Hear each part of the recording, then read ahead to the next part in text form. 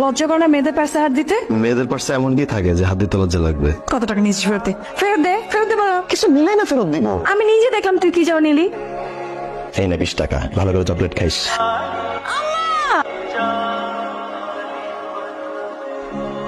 ওই মিয়া, আপনার ঘরে কি মা বোন নাই? কাজ টাজ তো কিছু করেন না, তাই খালি ফোনে কথা। আরে আমি কি আপনার শালা লাগি নাকি? সালাম দেন। তুই ফোন ধরলি কেন? ভাইয়ের দায়িত্ব বোনকে প্রোটেক্ট করা। তুই আমাকে থ্যাঙ্কস দে, আমি তোকে প্রোটেক্ট করলাম। অপু, ওনার ফয়সালের বাবা মা। সালাম। দেখ তো বাবা, ঐশী রেডি হয়েছে কিনা। কিরে, তোর তো একদম পেতনির মতো লাগতেছে। তুই তো খুব খুশি আমার বিয়ে হয়ে গেল। একদম, এই রুমটা আমার হয়ে যাবে, এই বড় বেডটা আমার, ইনফ্যাক্ট পুরো বাড়িটাই আমার হয়ে যাবে। যাই চাটা দিয়ে আসি। চা দিয়ে আসা লাগবে না, একেবারেই চলে যা। কাজে অফিসে বিয়ে করে একেবারে গিয়ে উঠ, ঝামেলাটা শেষ।